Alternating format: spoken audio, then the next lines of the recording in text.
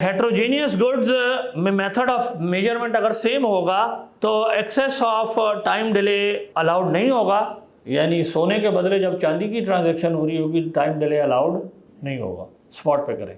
Currency transaction should be eight spot, अगर modern language में आसानी के लिए ढाल लो। दूसरी चीज़ है मेथड ऑफ मेजरमेंट फ़र्क हो, तो अब इसके आप देखें इसमें दोनों चीज़ें अलाउड हो जाती हैं। तो दोनों चीज़ों के अलाउड होने का मतलब क्या है? रेगुलर सेल क्या है? वो जायज़ है, रेगुलर सेल जायज़ है। क्रेडिट सेल वो कोने वाला डब्बा, क्रेडिट सेल विदाउट मार्कअप जायज़ होगा। विदाउट मार्कअप का मतलब ये है कि मैंने आपसे कहा कि मैं आपको ये एसी 2 लाख रुपए का दूंगा अगर अभी खरीदोगे, और अगर आप कहते हैं किस्तों पे खरीदूंगा तो भी मैं 2 लाख का दूंगा, ये जायज़ है? जाहिर है जायज़ है। क्यों जायज़ है? क्योंकि हनफी कहेगा कि एक तरफ दैन है एक तरफ एन है, मेथड ऑफ मेजरमेंट फ़र्क है, तो टाइम डिले भी अलाउड है और टाइम डिले सिंपली अलाउड है और रेट डिफरेंशियल भी अलाउड है। In principle rate differential allowed होता है ना, ज़रूरी थोड़ी है कि आपने दोनों तरफ काउंटर वैल्यू बराबर करनी है। अब मैं इसके 2 सिनेरियो बना रहा हूँ। पहला सिनेरियो क्या हो सकता है कि मैं कहूँ कि मैं आपको ये चीज़ स्पॉट पर भी इतने की दूंगा और फ्यूचर प्राइस में भी, तो हनफी कहेगा जायज़ है। लेकिन अगर मैं ये कहूँ कि नहीं स्पॉट पे तो मैं 2 लाख की दूंगा, डेफर्ड प्राइस अगर 1 साल बाद मुझे दोगे तो मैं 2.5 लाख की दूंगा, तो हनफी क्या कहेगा? वो कहेगा अब भी जायज़ है। क्यों? ये जो दरमियान वाला बॉक्स है, आप यूँ देखें ना, ये दोनों का असर आ रहा है इस पर। ये जो ऊपर 2 डब्बे आपने बनाए हैं, ये दोनों चीज़ें जायज़ है ना। तो जब ये दोनों चीज़ें जायज़ हैं, यानी टाइम डिले भी अलाउड है और रेट डिफरेंशियल अलाउड है, तो फ्यूचर में अगर एक बंदा कहता है मैं और प्राइस चार्ज करूंगा, हाल की प्राइस कुछ और लूंगा, इसके मना होने की क्या दलील है? इसकी कोई दलील नहीं है। वाज़ेह हो रही है बात जी? ये मार्कअप एक्स्ट्रा प्राइस, मार्कअप से मुराद मेरी एक्स्ट्रा प्राइस है, यानी क्रेडिट सेल करूंगा विद मार्कअप, यानी 2 लाख का जो एसी अभी मैं 2 लाख में देने के लिए तैयार हूँ, मैं कह रहा हूँ 6 महीने के बाद अगर आप लेंगे, साल के बाद की प्राइस पे ख़रीदना चाहते हैं तो 2.5 लाख का 2 लाख का जो भी मैं तय कर लो, तो कोई वजह, हाँ एक दफ़ा मैंने प्राइस तय कर ली फिर नहीं बदल सकता अगर हमारे दरमियान एग्रीमेंट हो गया, but we can have different price for future of A product. तो इसका जाहिर है अब अगर आप पूरे स्केलेटन में देखें तो कोई वजह नहीं रह जाती कि मैं कहूँ कि जो इंस्टॉलमेंट का बिजनेस है डिफरेंट प्राइस पे करना जायज़ है। क्यों? मतलब हनफी सिस्टम के अंदर अगर कोई आ जाए तो वो एक्सप्लेन नहीं कर सकता कि मैं क्यों मना कर रहा हूँ उसको। देखें ना, तरीका होता है ना, आपका एक तरीका है एनालिसिस करने का, आपने एक इल्लत मुकर्रर की, आप उससे चलते रहे। अब ये नहीं है कि मैं कहूँ ये टाइम वैल्यू ऑफ मनी का रौला है, ये है वो है, तो फिर सवाल है कि बाकी चीज़ों को कैसे जायज़ कर रहे हो।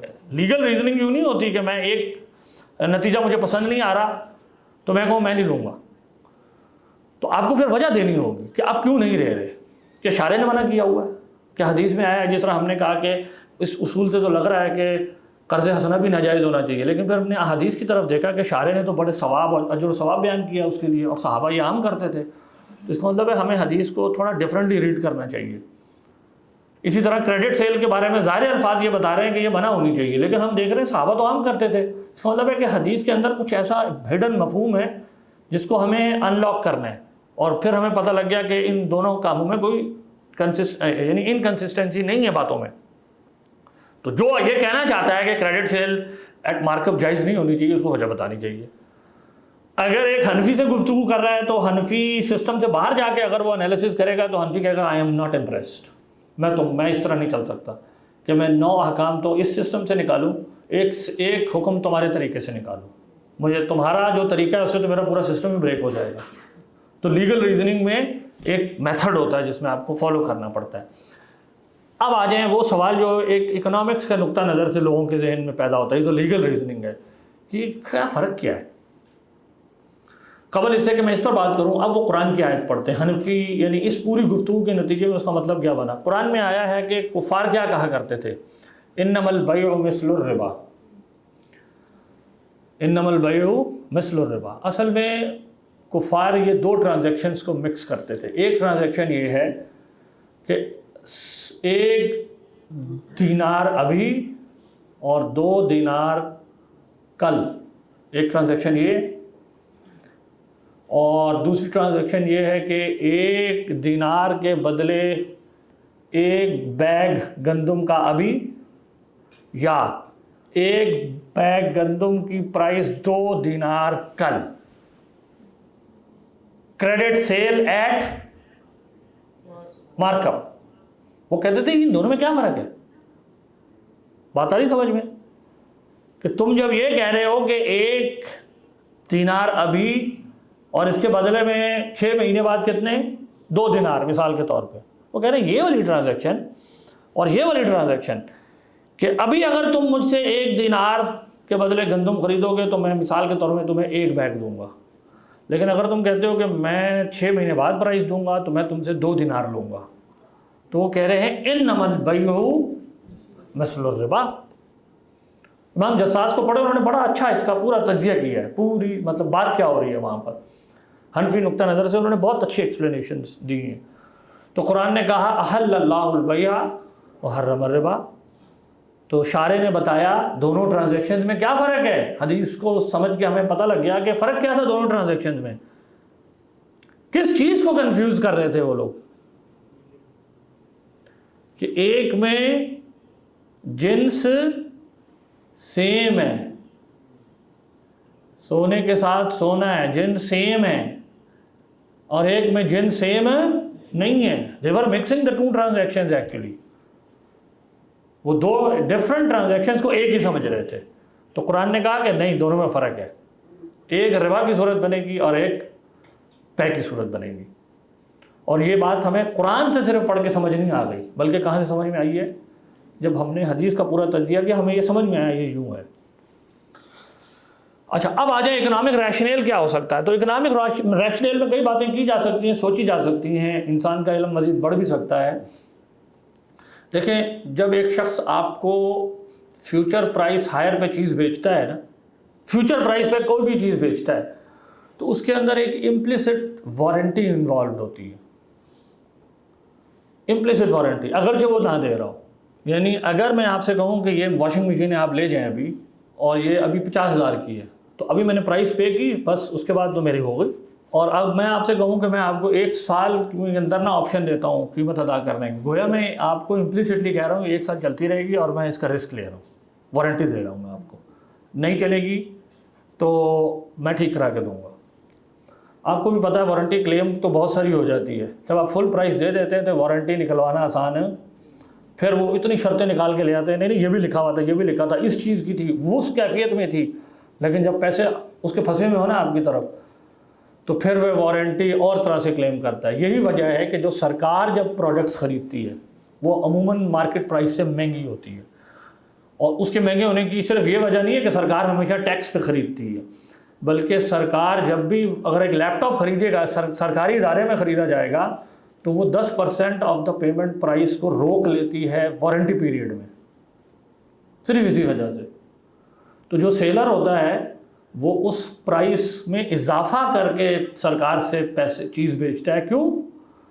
کیونکہ وہ امپلیسٹلی کیا دے رہا ہے؟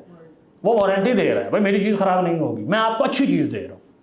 کیونکہ وہ رسک ٹیک کر رہا ہے کہ ہو سکتا چیز خراب ہو گئی، مجھے ٹھیک کر کے دینی پڑے گی اپنے پلے سے. تو اس کو وہ ایکچولی پرائس کر رہا ہوتا ہے اس امپلیسٹ وارنٹی کو. تو یہ کہنا کہ credit sale with mark up price time value of money کی وجہ سے ہے، یہ ضروری نہیں ہے. یہ ضروری نہیں ہے. وہ کسی خاص سروس کی پرائسنگ بھی ہو سکتی ہے. اور وہ سروس کیا ہے؟ وہ سروس یہ ہے کہ میں آپ کو پروڈکٹ کی امپلیسٹلی ایک قسم کی وارنٹی دے رہا ہوں، میں رسک لے رہا ہوں، میری چیز خراب ہوگی تو مجھے خجالت اٹھانی پڑے گی، میں اس کو ٹھیک کراؤں گا. تو بہتر یہ ہے کہ میں آپ کو اچھی چیز دوں. وہ آپ کو اچھی چیز دے گا، خراب چیز نہیں دے گا. تو اس چیز کی وہ آپ سے زیادہ قیمت مانگ رہے ہیں. آپ اس کو یوں نہ دیکھیں کہ ٹائم ویلیو آف منی مانگ رہے ہیں آپ سے. تو یہ کوئی ضروری نہیں ہے کہ ہم credit sale with mark up کو تھیورائز کریں as time value of money. یہ کنفیوژن ہے. جب ہم یہ کہتے ہیں کہ روپے چاندی اور ان کی کیا حیثیت ہے شریعت میں، تو آپ کو یہ طے کرنا ہوگا کہ آپ اس کو کیا کہہ رہے ہیں. یہ جو روپیہ ہے یہ کیا چیز ہے، یہ ڈالر ہے، یہ کیا چیز ہے. تو اس کے اوپر علماء کی بہت ساری آراء کو اگر ہم خلاصہ کریں تو 3 میں بند کر سکتے ہیں. ایک یہ رائے ہے کہ یہ فلوس کی طرح ہے، یہ فلوس کی طرح ہے۔ یہ بر صغیر میں 20ویں صدی کے آغاز اور 19ویں صدی کے آخر میں جب انگریزوں کی آمد کے بعد یہ صفوں والی کرنسی چھپنا عام ہو گئی، یا جب یہ عام ہونا شروع ہوئی، تو ایک رائے کیا آئی کہ یہ فلوس کی طرح ہے۔ فلوس کیا ہوتے تھے؟ فلوس پرانے زمانے میں اگر ہم چلے جائیں تو ایک تو ان کی کرنسی ہوتی تھی سونا چاندی، جو اسٹینڈرڈائز ڈیبیسمنٹ پروسیس سے اسٹیٹ خود وزن کے ساتھ چھاپتی تھی پریسائزلی کہ یہ 1 دینار اتنے ویٹ کا ہے، اور اس پہ مہر لگی ہوتی تھی کہ اسٹینڈرڈائز، جیسے ہمارا ایک نوٹ ہے اسٹینڈرڈائزڈ قسم کا جس میں ایک نشانیاں ہیں، قائد اعظم کی اس طرح ٹوپی ہوگی، اس میں یہ نشانی ہے، یہ نشانی ہے، وغیرہ وغیرہ۔ تو اس کے ساتھ سونے اور چاندی کے سکوں کے علاوہ تانبے کے اور مختلف دھاتوں کے، جن کے پاس جو چیز سرپلس ہوتی تھی، سوسائٹیز نے نا مختلف کرنسیاں بنائی ہوتی تھیں، ان کو کہتے تھے فلوس۔ اچھا، یہ لفظ مفلس جو اردو میں ہم کہتے ہیں فلس سے نکلا ہوا، مفلس کس کو کہتے ہیں؟ غریب ٹائپ کا آدمی جو ہوتا ہے، تو یہ وہاں سے نکلا ہوا ہے۔ نہیں، یہ ریزگاری ہوتی تھی اصل میں ان کی، یعنی سونے اور چاندی کے جو سکے ہوتے تھے وہ بڑے یونٹس ہوتے تھے، درہم اور دینار، اور یہ جو فلوس وغیرہ ہوتے تھے عام طور پہ یہ چھوٹے یونٹس ہوتے تھے کہ جب اگر آپ نے ایک ٹرانزیکشن کر لی اور چھوٹے یونٹ میں کوئی کموڈٹی بیچنی ہے اور وہ اتنے کا یونٹ ہی نہیں ہے کہ جو اس کو ریزگاری واپس کر سکیں، فار ایگزامپل، یا اتنے سکے نہیں ہیں سونے اور چاندی کے کہ اکانومی کی ضرورت پوری ہو جائے، تو اس کو پورا کرنے کے لیے وہ فلوس استعمال کر لیتے تھے، جو ریزگاری کے لیے بھی استعمال ہوتے تھے اور دیگر فنکشنز پلے کرتے تھے۔ اب ظاہر ہے یہ اب فقہا کا طریقہ یہ ہے کہ ایک ہے سونا اور چاندی، اس کو وہ کہتے ہیں کرنسی بائی ڈیفالٹ، ثمن خلقی، ثمن خلقی، یعنی ان کا کہنا ہے کہ یہ بائی ڈیفالٹ کرنسی ہے، یہ no matter how you use it, یہ ہمیشہ کہ آپ ٹریٹ کی جائے گی، قانون ان کو کس نظر سے دیکھے گا؟ کرنسی کی طور پہ دیکھے گا۔ اس کو اگر آپ سمجھنا چاہتے ہیں کانسیپٹ کو تو یوں سمجھیں کہ جب ہمارے ہاں شادی ہوتی ہے تو دولہا کو ایک ہار پہنایا جاتا ہے نوٹوں کا، گاؤں دیہاتوں میں، اب اس میں نوٹ لگے ہوتے ہیں، وہ آپ کی نظر میں ایک ہار ہے، سرکار قانون کی نظر میں اس میں جو وہ لگا ہوا ہے صفحہ وہ کیا ہے؟ آپ اس کو کچھ بھی سمجھتے رہیں، آپ کے سمجھنے سے وہ کرنسی کے سٹیٹس سے ختم۔ تو وہ کہتے ہیں کہ سونا اور چاندی ہمیشہ کیا فرض کیا جائے گا ان کے بارے میں کہ آپ اس کو زیور بنا کے ڈھال کے پہن لیں یا کچھ بھی کر لیں، لیکن یہ قانون کیا کہے گا کہ یہ کیا چیز ہے؟ یہ بس ہے ہی ہے۔ اس کو کہتے ہیں کرنسی بائی ڈیفالٹ، ثمن خلقی ہے ان کے نظام میں، چاروں فقہ کے اندر۔ اس کے علاوہ اگر آپ اپنی کنونشن سے کسی چیز کو کرنسی بنا لیں تو وہ کہلاتی ہے اصطلاحی کرنسی ہے، ثمن عرفی ہے وہ، چاہے آپ تانبے کے سکے ڈھال لیں یا کچھ بھی کر لیں، ان کو کیا کہا جاتا ہے؟ فلوس۔ تو فلوس ہے ثمن اصطلاحی، ثمن عرفی وغیرہ، کہ آپ کا کنونشن ہے، this is currency by convention, different societies can have different conventions. لیکن سونا اور چاندی کنونشنل کرنسی نہیں ہے ان کے سسٹم میں، بلکہ وہ ہمیشہ کیا ہے؟ وہ ہے ہی کرنسی۔ واضح ہو گئی یہ بات؟ تو فلوس کے اندر ایک پراپرٹی جو پہلی تھی وہ یہ تھی کہ وہ کنونشن کے تحت کرنسی تھی، لا ان کو ڈکلیئر نہیں کرتا تھا کہ یہ کرنسی ہے۔ تو اس لیے جو ہماری کانٹریکٹنگ، اچھا میں اس کو کرنسی سلم کے ساتھ بعد میں جوڑتا ہوں آگے چل کے، کہ جو کانٹریکٹنگ پارٹیز ہوتی تھی ان کے پاس ہمیشہ یہ اختیار ہوتا تھا کہ وہ دونوں میں سے کسی ایک چیز کو کہیں کہ یہ میں کرنسی مانوں گا اور دوسری کو کیا کہوں گا؟ مبی۔ تو یہ جائز ہوتا تھا، کیوں؟ کیونکہ یہ کرنسی بائی ڈیفالٹ نہیں تھی، بلکہ کیا ہوتی تھی؟